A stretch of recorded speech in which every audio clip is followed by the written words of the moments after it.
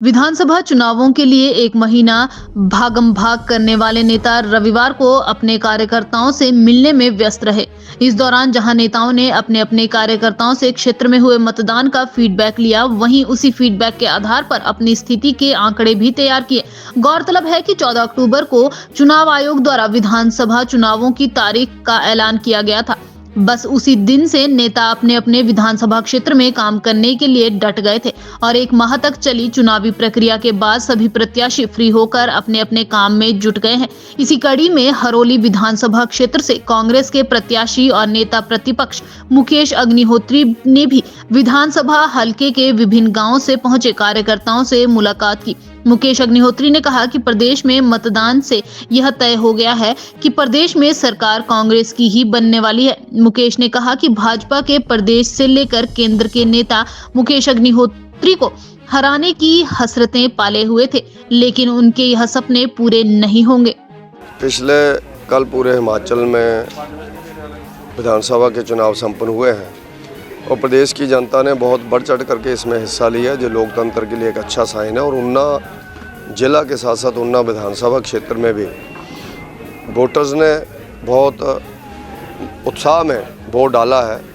77% से ज़्यादा वोट ऊना विधानसभा क्षेत्र के अंदर हुआ है। मैं ऊना की जनता का बहुत धन्यवाद करता हूं कि उन्होंने सबने घर से निकल करके वोट डाला, जो लोकतंत्र के लिए मजबूती के लिए अच्छा है।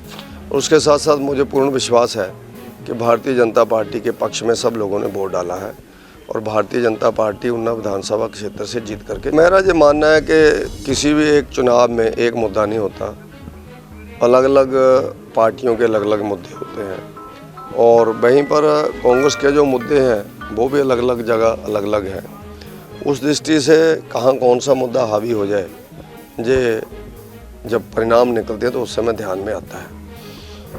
उनके अपने मुद्दे थे क्योंकि वो अपोजिशन में है, ओपीएस उनका मुद्दा था, फिर महंगाई वो मुद्दा का बात कर रहे थे और कुछ झूठी अफवाहें भी फैला रहे थे। वो सारे मुद्दे उनके थे, वो आज से नहीं है, ये पहले से है उनके। लेकिन भारतीय जनता पार्टी के पास ईमानदारी से सरकार चलाने का मुद्दा और विकास का मुद्दा है और राष्ट्रवाद का मुद्दा है। तो पढ़ी लिखी जनता इन सब मुद्दों के ऊपर इकट्ठी होती है। व्यक्तिगत जो बातें होती हैं वो हमेशा समय अनुसार सेटल होती रहती हैं, लेकिन राष्ट्र के मुद्दों को देख करके लोग, पढ़े लिखे लोग, समझदार लोग, ईमानदार लोग वोट करते हैं। तो मुझे विश्वास है कि ऊना की जनता ने इन सब मुद्दों के ऊपर पक्ष में भाजपा के वोट डाला है। हाँ, मतदान कल बिल्कुल बम्पर मतदान हरोली में हुआ है। लगभग 81% मतदान हुआ है, जो अपने आप में भारी मतदान कहलाया जाता है। और जो इतना भारी मतदान हरोली में हुआ है, उसके पीछे बड़ा कारण ये है कि 5 सालों में हर वर्ग के लिए जो काम इस सरकार ने किया, तो उन कामों का जो उनको राहत मिली, बेनिफिट हुआ, तो वो सब लोग मतदान करने आए, सरकार के पक्ष में वोट डालने आए। बड़ी संख्या में वर्कर आ रहे हैं और अच्छा बता रहे हैं सारे कि बढ़िया से काम किया, लोगों को अच्छा समर्थन मिला है, एकदम से बढ़िया फीडबैक आ रही है। तो क्या मानते हैं जनादेश भारतीय जनता पार्टी के पक्ष में होगा, अभी तक के रुझान यही कह रहे हैं। लेकिन हरोली में रिवाज बदलेगा, संकेत साफ है कि कमर यहाँ खिलेगा। हिमाचल में रिवाज बदलेगा, जयराम जी के नेतृत्व में सरकार बनेगी। अब तो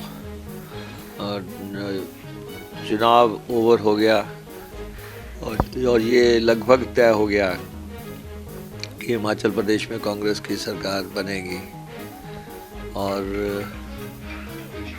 जहाँ तक हमारी हरोली विधानसभा सीट का सवाल है, तो भारतीय जनता पार्टी का पूरा राष्ट्रीय नेतृत्व से लेके राज्य तक सब लोग यही हसरतें पाले हुए थे कि किसी ढंग से मुकेश अग्निहोत्री को धराशायी किया जाए। तो उन्होंने अपनी ताकत देख ली होगी, उनको एहसास हो गया होगा। और भाजपा के कुछ नेता कहते थे कि मुकेश अग्निहोत्री का धूमल बनाएंगे, तो उनको पता लग गया होगा कि क्या क्या बना है और क्या नहीं बना है। बाकी हमने ये कहा था कि हम प्रदेश में सत्ता बनाएंगे, तो हमने वो निर्णायक लड़ाई लड़के पार्टी ऐसी स्थान पे पहुंच गई है जहां अगले महीने प्रदेश में कांग्रेस पार्टी की सरकार होगी। गलत है। हिमाचल प्रदेश को हर बार चुनाव नतीजे के लिए इंतज़ार करवाना किसी भी तरह से सही नहीं है। अगर आपने 12 को चुनाव करा दिए और किसी और प्रदेश में अगले महीने चुनाव है, इसका मतलब ये थोड़ी नहीं कि हमारे नतीजे हर बार रोक दिए जाएं। हमारे पिछली दफ़ा भी नतीजों के लिए इंतज़ार करवाया गया, इस दफ़ा भी इंतज़ार करवाया जाए, ये सही नहीं है।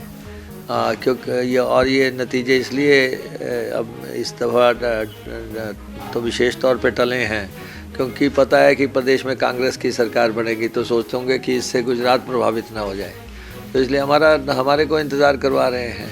1 महीने का इंतज़ार करवाना मशीनों का मसला है। मशीनें जो है उनकी सुरक्षा का मसला है, उसमें बैटरियां पड़ती हैं, क्या पड़ता है क्या है, उसकी तकनीकियां हैं। तो इसलिए जो है हम नहीं समझते कि ये सही है। इलेक्शन कमीशन को हमारे नतीजे घोषित काउंटिंग करानी चाहिए थे, हमारे नतीजों की घोषणा करनी चाहिए थी।